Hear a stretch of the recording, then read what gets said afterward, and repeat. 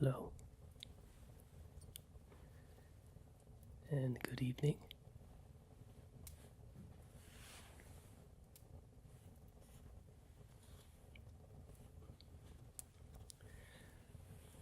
I thought I brought a book here I wanted to share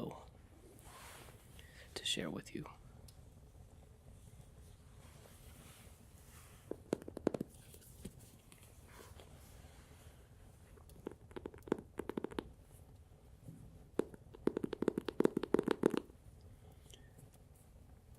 This is The Invisible Man.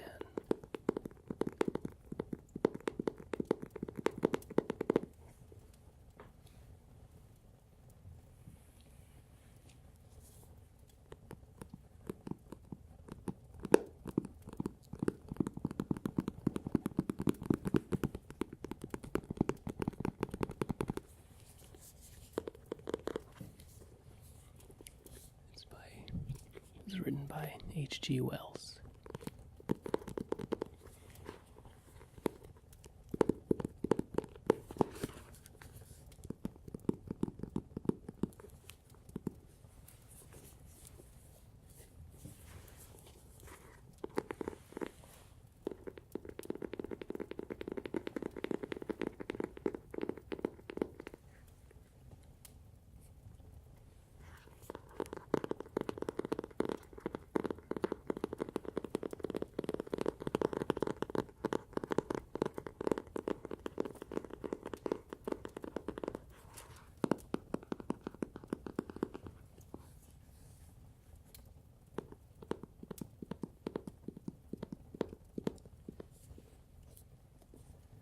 So, if you'll allow me a moment to take off my jacket.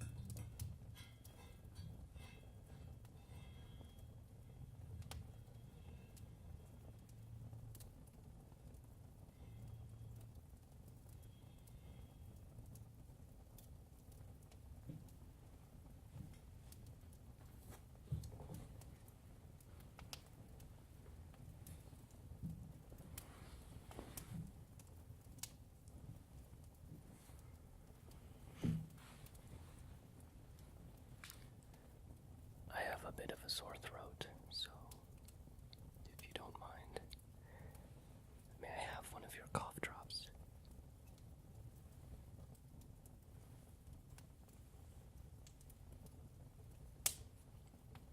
Thank you, that's very kind.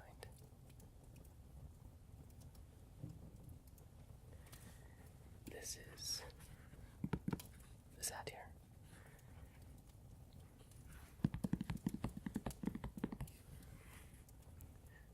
This hat belonged to my grandfather.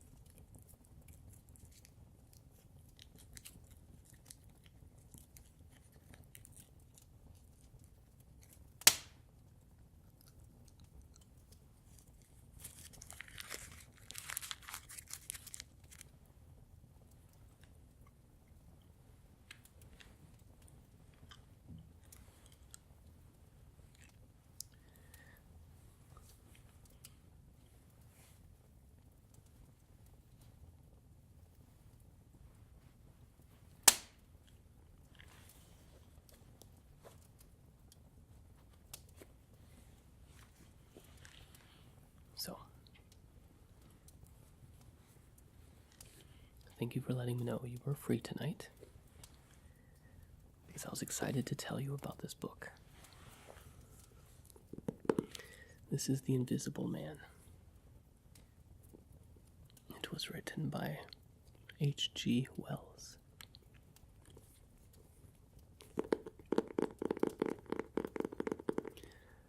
I'm not sure how long it took for him to write it, or when exactly he wrote it. But it was serialized in Pearson's Weekly in 1897. And then in the same year, 1897, it was published as a book.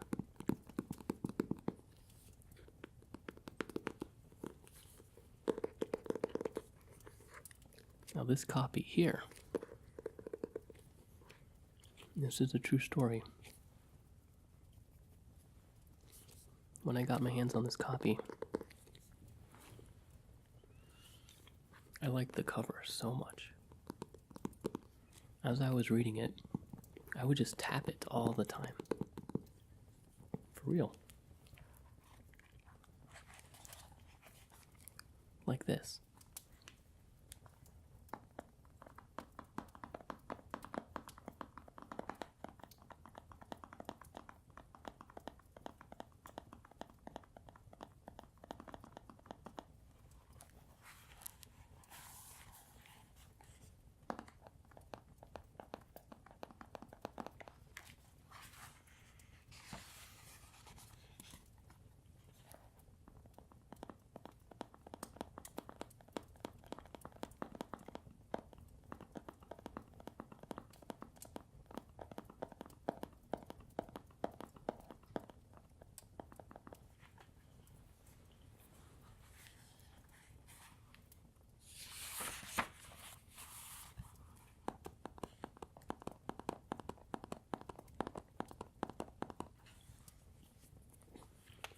So actually,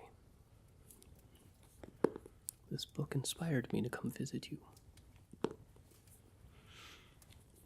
And I'm glad I did anyway. It's so beautiful and warm here.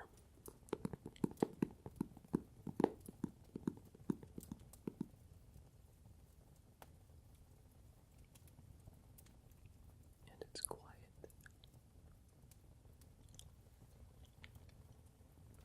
You know, where I live, there's so much noise. This is very pleasant.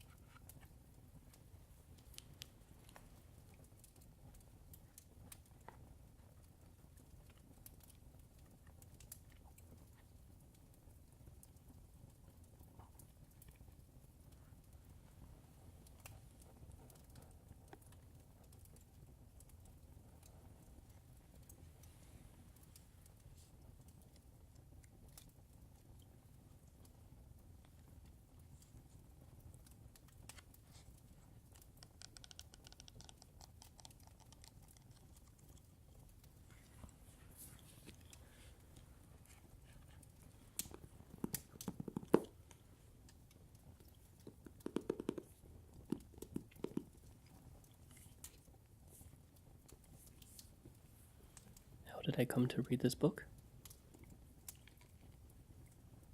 I'll tell you. Let's see if I can recall.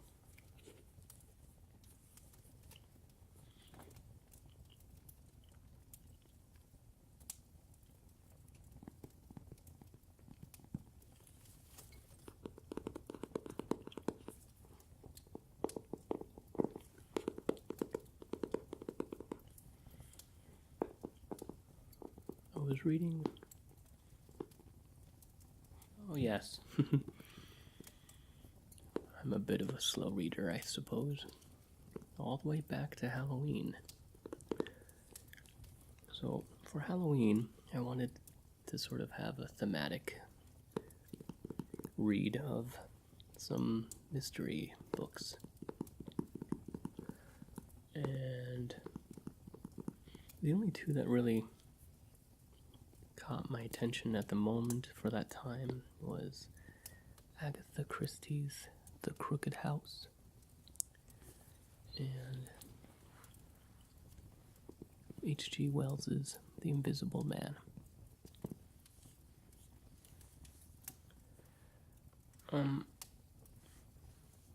But at the time, I was reading The Coral Island. And let's see, the author, what was his name? Valentine? I don't totally recall his name. So, now The Coral Island was that's a different book. It wasn't what I was expecting. I wanted a pirate book. I wanted to read about pirates. And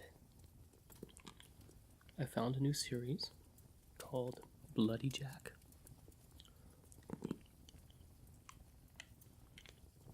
And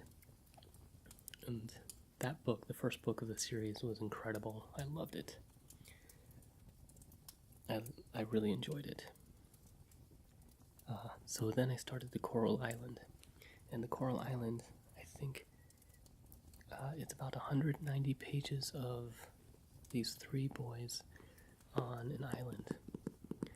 And it really wasn't quite as adventurous as I had hoped.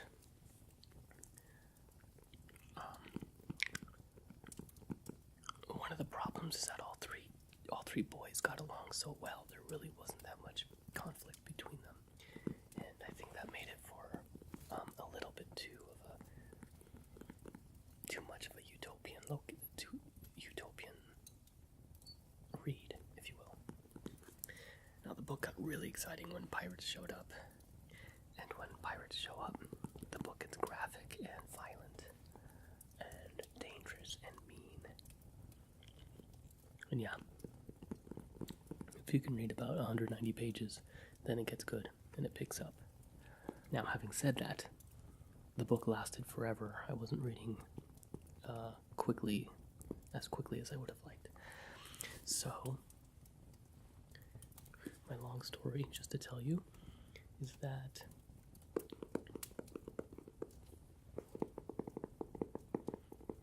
I didn't get around to reading the Agatha Christie novel until November, and then The Invisible Man until November. And now, as you can see,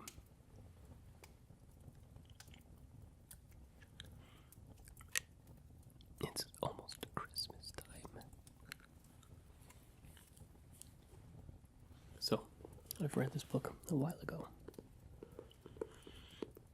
and I really enjoyed this book, The Invisible Man. It was very good. It was not at all what I expected. For one thing, a lot of the dialect is written in such a manner that you're forced to read that dialect. So the characters talk in a very strange way, and it makes it quite interesting to try to understand what they're saying.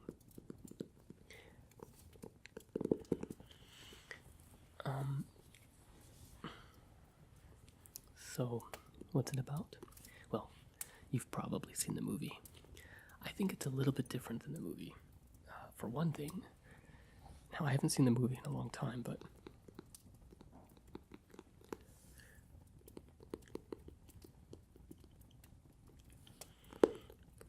There's no love interest here.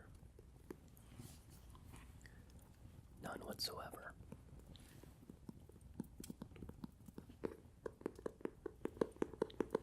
I seem to recall a blonde lady, a blonde woman in the movie, and I think she's in love with Griffin. And Griffin is the main character who figures out how to make himself invisible. He's a scientist. He's a scientist who studies optics. That's his field. And he figures out how to make skin and organs, liquid and solid, living material, living tissue to match the refractive index of air. So, there are some books and some mystery TV shows and probably a movie, I don't know, where you'll see, someone has hidden a glass statue or something in a pool, in a swimming pool, and it's invisible because that object will have the same refractive index as the water in the swimming pool. So, light travels through and bends through that liquid at the same angle it's refracted as the object, and vice versa. And that's what he does here. He actually does make some non-living object invisible. It's a piece of cloth, if I recall correctly. And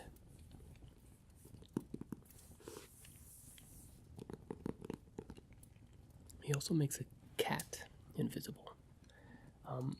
The thing with the cat is that it becomes invisible except for the eyeballs. So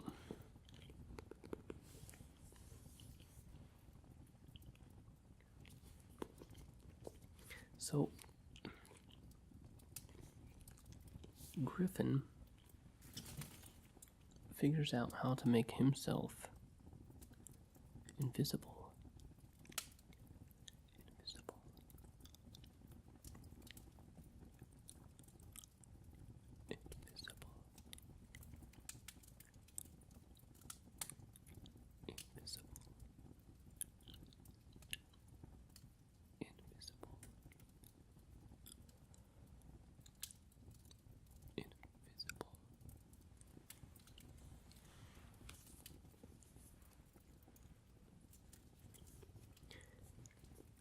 And at the beginning of the book, he arrives at an inn in a small town, a small village rather, called Ipping, and I hope I'm pronouncing that correctly. Ipping. And he stays in the inn and has his scientific materials, bottles, glassware. All that is brought to his room via luggage. He arrives by train, I believe, and the luggage is left at the station. He has it brought to him a day or two after he arrives at the inn. Mrs. Hall, who owns the inn is called the Coach and Horses. She doesn't take a liking to him because Griffin is not the nicest man. So,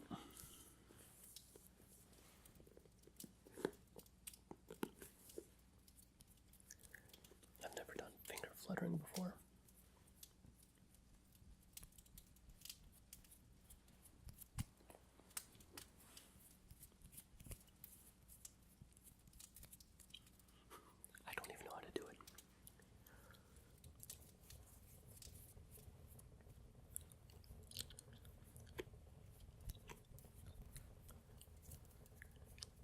So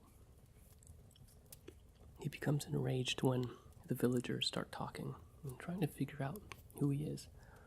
And he brings it on himself.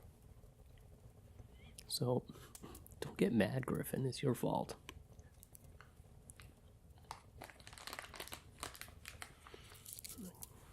Grab another one if you don't mind.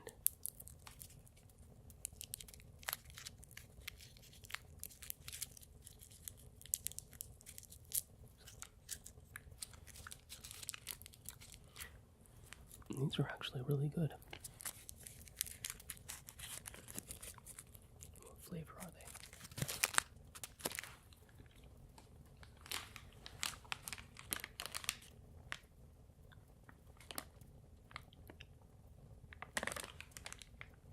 Honey lemon.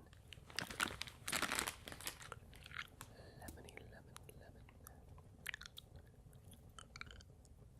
Lemon ASMR. Lemon.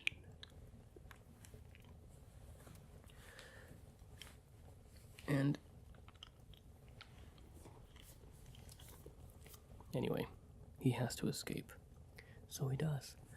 And as he runs away, you have to keep in mind that he has to be naked the entire time.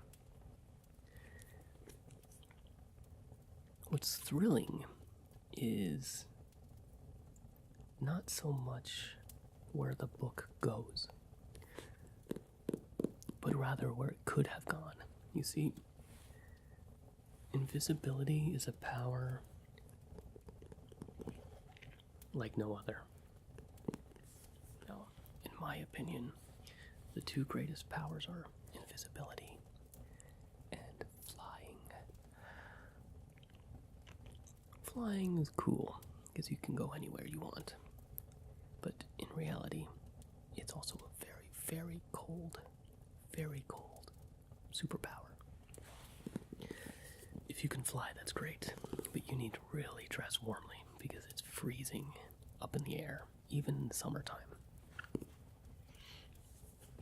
And I'm talking about flying, stratospheric heights here, the top of the troposphere, etc. But invisibility is an evil superpower. It's the kind of power that when you have it, it doesn't matter how good of a person you are, you will abuse it. At the beginning of the book is a foreword you can read if you like. But you can read discussions on this on the internet. And with invisibility, you can do anything to anything and to anyone. It's a very, very powerful superpower. And I'll be honest, I was impressed that Griffin was able to keep it in, as it were. I'm being euphemistic as well as metaphorical. He was able to. The only thing he cared about was power and violence. There was no hurting of anyone sexually. All he did was hurt people physically, either by killing them or getting them out of his way. At the end of the book, he meets Dr. I forgot his name.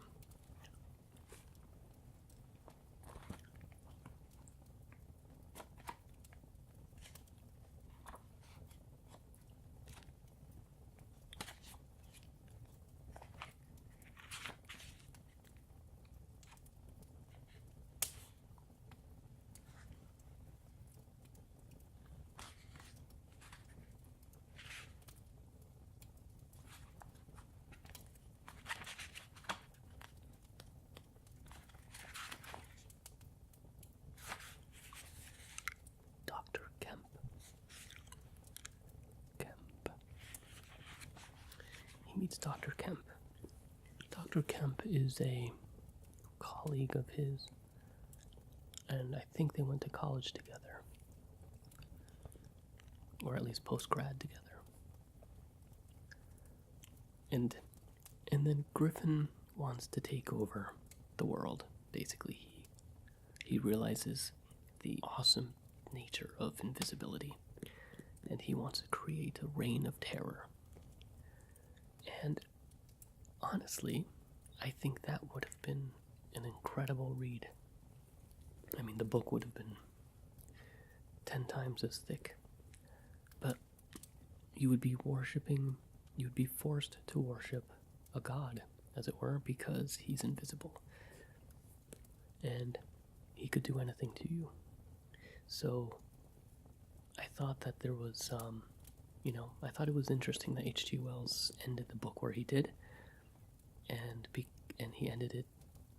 Why he ended it, I don't know, but was it too daunting a task to take this character all the way to the top before his ultimate downfall? Because his downfall here is, like in the movie, more of a happy happenstance. You're happy that Griffin resolves, basically. You're happy that Griffin's storyline resolves. Whereas with an actual reign of terror, that would be more of an immense, just incredible relief. But there would be more of a fear of it happening again, I think. Mainly because more people would know about the Invisible Man in this story. Only a couple of villages know. News travels swiftly and it spreads, but any of the outer villages wouldn't believe the stories anyway. And in fact, at one point, someone almost dissuades a villager from believing the story, because what's there to believe? An invisible man is impossible to believe anyway. So that's why I'm kind of recommending this book to you. And if it's alright, I would actually like to read the first chapter to you, and then I'll leave the book with you, and I'll be on my way.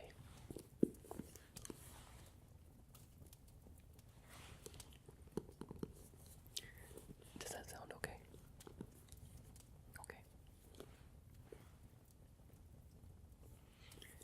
You know what? Let's move closer to the tree, maybe.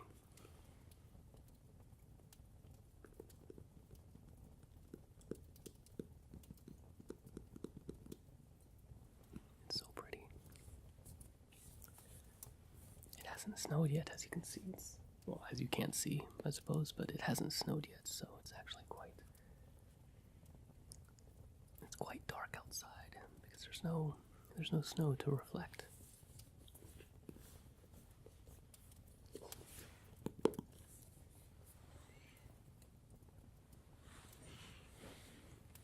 Come, follow me.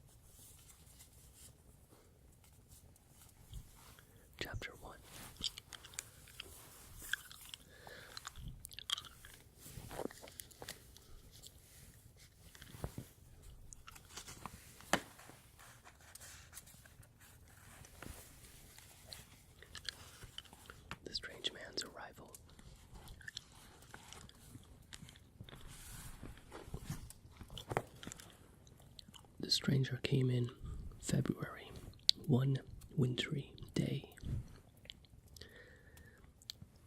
Through a biting wind and a driving snow, the last snowfall of the year. Over the down, walking from Bumblehurst Railway Station.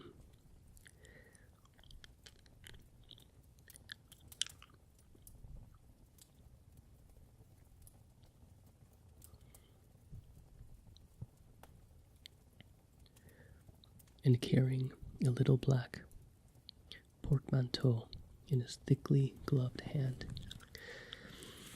He was wrapped up from head to foot, and the brim of his soft felt hat hid every inch of his face, but the shiny tip of his nose. The snow had piled itself against his shoulders and chest, and added a white crest to the burden he carried. He staggered into the coach and horse, more dead than alive, and flung his portmanteau down. "A fire," he cried, "in the name of human charity. A room and a fire." He stamped and shook his snow from off himself in the bar, and followed Mrs. Hall into her guest parlor to strike his bargain. And with that much introduction, that and a couple of sovereigns flung upon the table, he took up his quarters in the inn. Mrs. Hall lit the fire and left him there while she went to prepare him a meal with her own hands. A guest to stop at Ipping in the winter-time was an unheard-of piece of luck, let alone a guest who was no haggler, and she was resolved to show herself worthy of her good fortune. As soon as the bacon was well under way, and Millie, her lymphatic aid, had been brisked up a bit by a few deftly chosen expressions of contempt, she carried the cloth, plates, and glasses into the parlor, and began to lay them with the utmost eclat. Although the fire was burning up briskly, she was surprised to see that her visitor still wore his hat and coat, standing with his back to her and staring out of the window at the falling snow in the yard. His gloved hands were clasped behind him.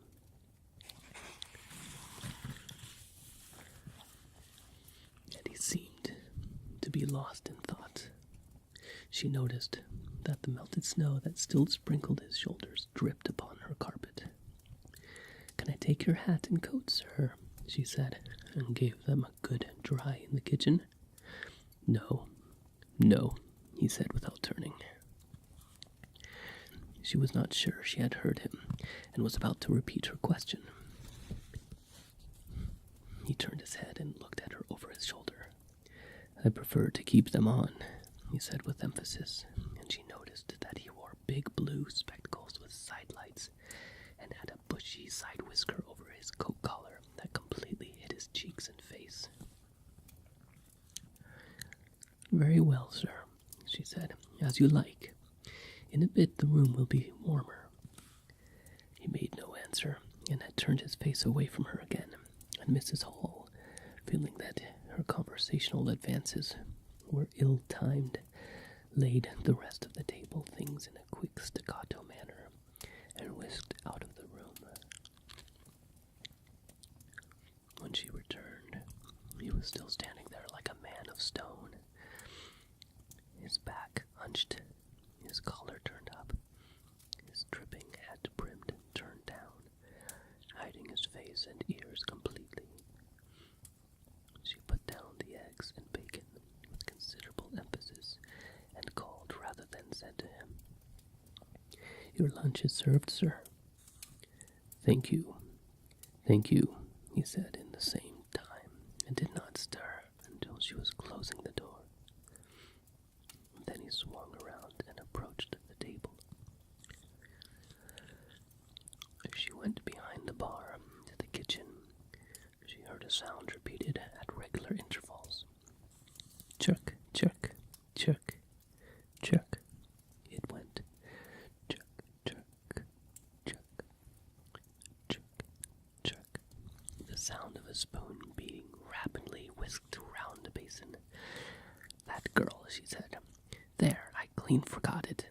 It's her being so long." And while she herself finished mixing the mustard, she gave Millie a few verbal stabs for her excessive slowness. She had cooked the ham and eggs, laid the table, and done everything, while Millie, help indeed, had only succeeded in delaying the mustard, and him, a new guest and wanting to stay. Then she filled the mustard pot, and putting it with a certain stateliness upon a gold and black tea tray, carried it into the parlor. She rapped and entered promptly.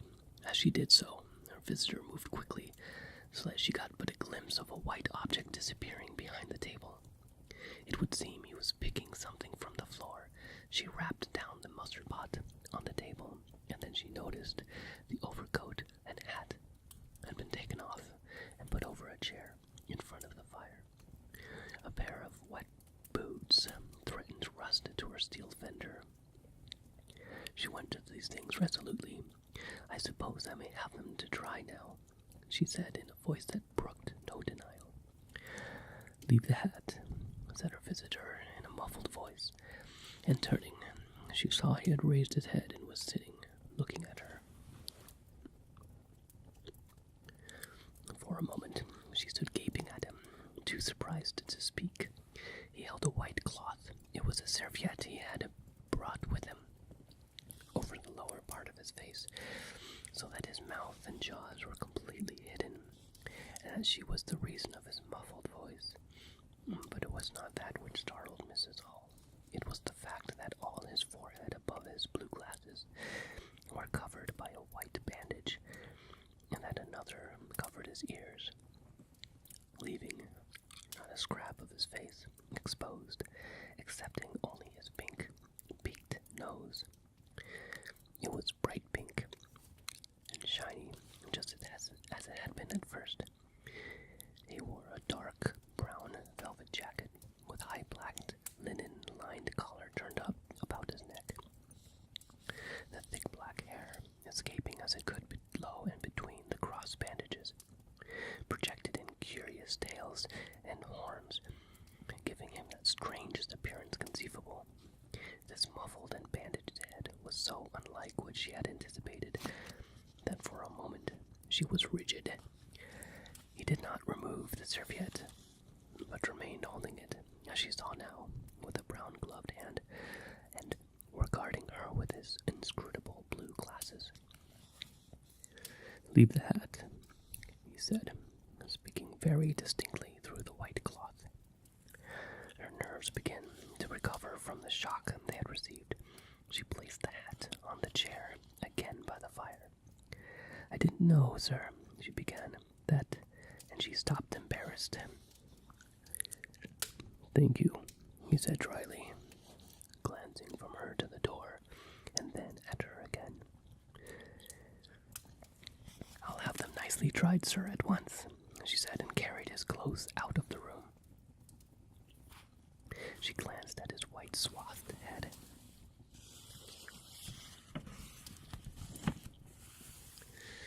And blue goggles again as she was going out of the door, and his napkin was still in front of his face.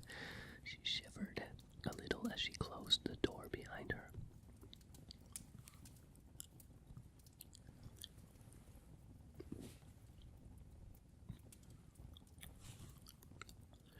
And her face was eloquent of her surprise and perplexity. "I never," she whispered. "There."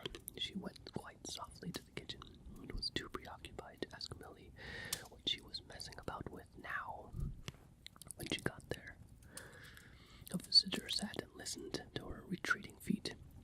He glanced inquiringly at the windows before he removed his serviette and resumed his meal. He took a mouthful, glanced suspiciously at the window, took another mouthful, then rose, and, taking the serviette in his hand, walked along the room and pulled the blind down to the top of the white muslin that obscured the lower panes. This left the room in twilight, This done, he returned with an easier air to the table and his meal. The poor souls had an accident or an operation or something, said Mrs. Hall. What a turn them bandages did give me, to be sure. He put on some more coal and unfolded the clothes horse. She put on some more coal, unfolded the clothes horse. Coal, coal, coal. Unfolded the clothes horse and extended the traveler's coat upon this. And they goggles. Why, he looked more like a diving helmet than a human man. She hung his muffler on a corner of the horse, and holding that handkerchief over his mouth all the time, talking through it. Perhaps his mouth was hurt too. Maybe. She turned round as one who suddenly remembers. Bless my soul alive, she said, going off at a tangent.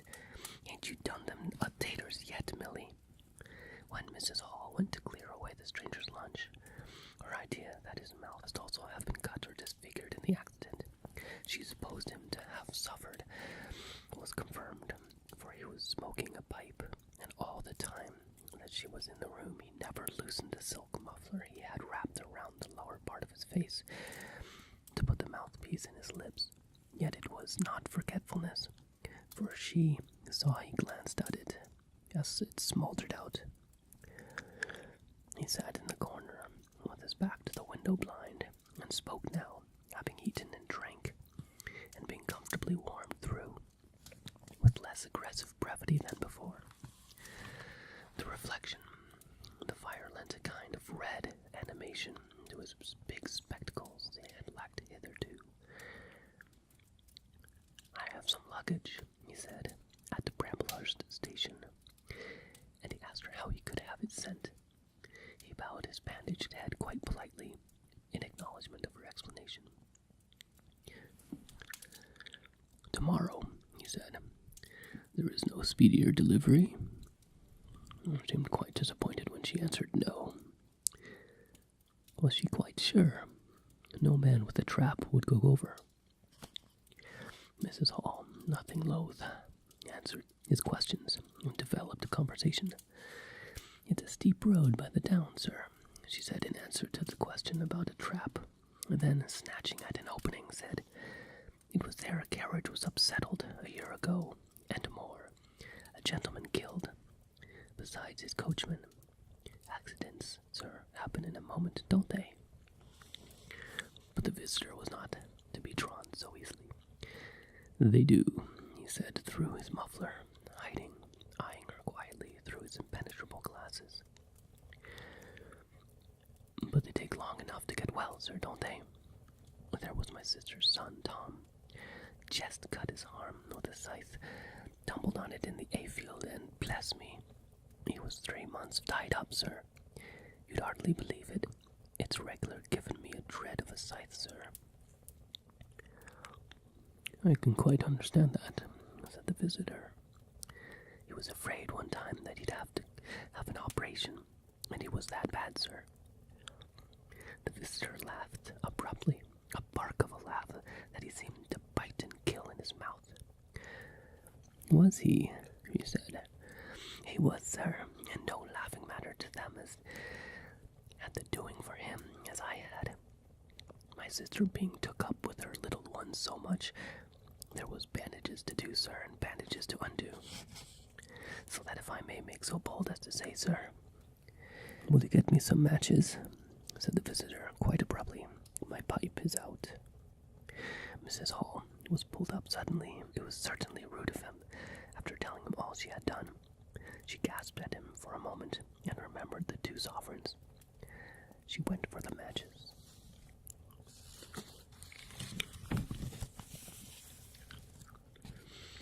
Thanks, he said concisely, as she put them down and turned his shoulder upon her and stared out of the window again. It was altogether too discouraging. Evidently, he was sensitive on the topic of operations and bandages. She did not make so bold as to say, after all, but his snubbing way had irritated her, and Millie had a hot time of it that afternoon. The visitor remained in the parlor, ghost of an excuse for an intrusion. For the most part, he was quite still during that time. It would seem he sat in the growing darkness, smoking in the firelight, perhaps dozing. Once or twice, a curious listener might have heard him at the coals. And for the space of 5 minutes, he was audible pacing the room. He seemed to be talking to himself. Then the armchair creaked as he sat